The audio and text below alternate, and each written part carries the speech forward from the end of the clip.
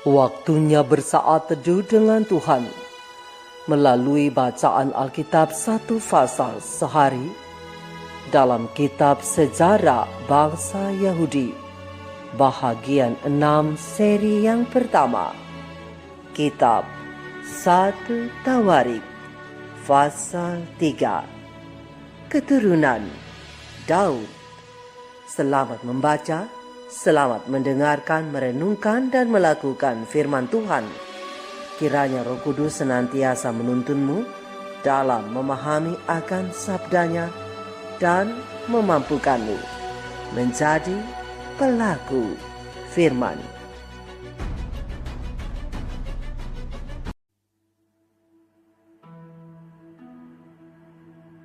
Inilah anak-anak Daud yang lahir bagi dia di Hebron. Anak sulung ialah Amnon dari Ahinoam, perempuan Yisrael.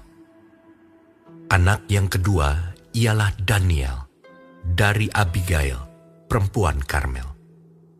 Anak yang ketiga ialah Absalom, anak Maakah, yakni anak perempuan Talmai, Raja Gesur. Anak yang keempat ialah Adonia, anak Hagit. Anak yang kelima ialah Sefaja dari Abital. Anak yang keenam ialah Yitream dari Egla, istrinya itu.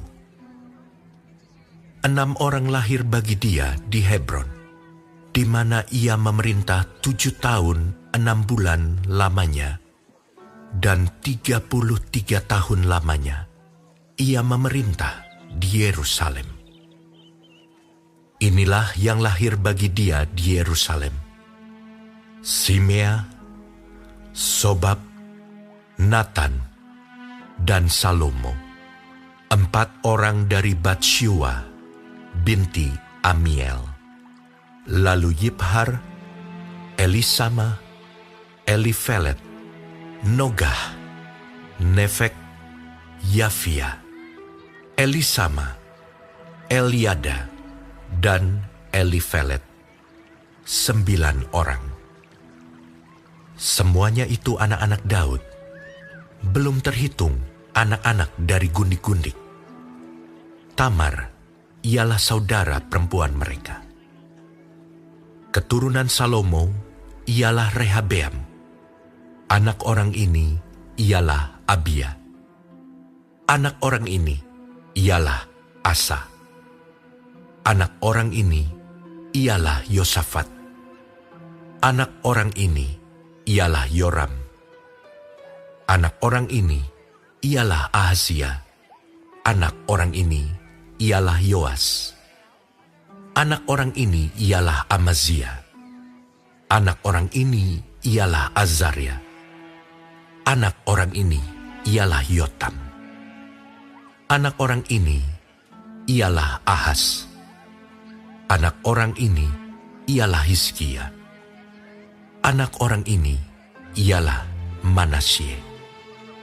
Anak orang ini ialah Amon. Anak orang ini ialah Yosia. Anak-anak Yosia, anak yang sulung, ialah Yohanan. Anak yang kedua ialah Yoyakim. Anak yang ketiga ialah Sedekia. Dan anak yang keempat ialah Salum. Keturunan Yoyakim ialah Yekonya, anaknya itu. Dan anak orang ini ialah Sedekia. Anak-anak Yekonya, orang kurungan itu, ialah Sealtiel, anaknya. Lalu Malkiram, Pedaya, Syenasar, Yekamya, Hosama, dan Nedapya. Anak-anak Pedaya ialah Serubabel dan Simei. Dan anak-anak Serubabel ialah Mesulam dan Hananya. Selomit ialah saudara perempuan mereka. Lalu Hasubah, Ohel, Berekia, Hasaja, dan Yusab Hesed, 5 orang. Anak-anak Hananya ialah Pelaca dan Yesaya. Anak orang ini ialah Refaya. Anak orang ini ialah Arnan. Anak orang ini ialah Obaja. Dan anak orang ini ialah Sekanya. Anak-anak Sekanya ialah Semaya. Dan anak-anak Semaya ialah Hatus, Yigal, Bariah, Nearia, dan Safat, 6 orang. Anak-anak Nearia ialah Elioenai, Hiskia, dan Asrikam, 3 orang. Anak-anak Elioenai ialah Hodawya, Eliasib, Pelaya, Akub, Yohanan, Delaya, dan Anani, 7 orang.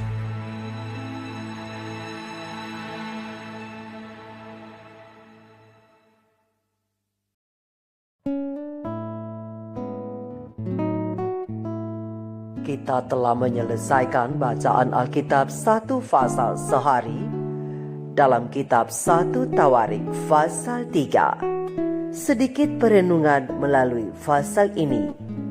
Kembali kita membaca silsilah dalam pasal ini. Apa yang menarik dari sebuah silsilah? Pelajaran apa yang dapat kita petik?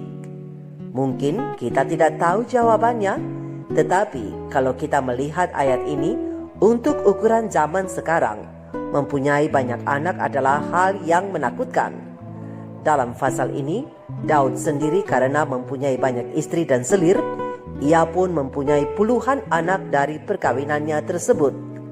Kalau ada orang seperti Daud pada zaman sekarang, tentunya kita akan menjadi kepo dengan berkata, punya anak satu saja susahnya minta ampun.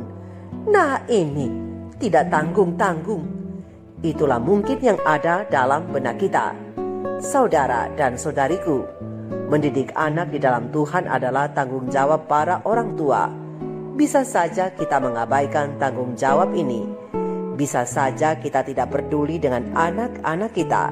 Tetapi suatu saat Allah akan menuntut pertanggungjawaban kita sebagai orang tua mereka. Di akhir zaman, banyak anak bukan lagi banyak rezeki, tetapi banyak masalah. Benar bukan? Ya, menjadi masalah kalau kita tidak tahu bagaimana mendidik mereka di dalam Tuhan. Penulis Amsal berkata, didiklah orang muda menurut jalan yang patut baginya, maka pada masa tuanya pun ia tidak akan menyimpang daripada jalan itu. Terang besar Alkitab Amsal 22 ayat 6. Jadi, pada saat mereka masih muda, inilah saatnya dibina dengan kebenaran firman Tuhan. Sebab kalau tidak, mereka akan mendapatkan doktrin dari televisi dan media-media yang akan menjejali pikiran mereka. Dan akhirnya, guru-guru elektronik itu akan mendidik anak-anak kita menjadi pemberontak terhadap kita sebagai orang tua dan juga kepada Tuhan.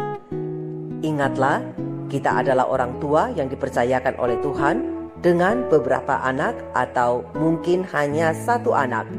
Namun mereka adalah permata-permata yang berharga di dalam kerajaan sorga. Jadi, didiklah mereka dengan benar sesuai dengan firman Tuhan. Mari kita renungkan ini bersama. Tuhan Yesus memberkati. Shalom.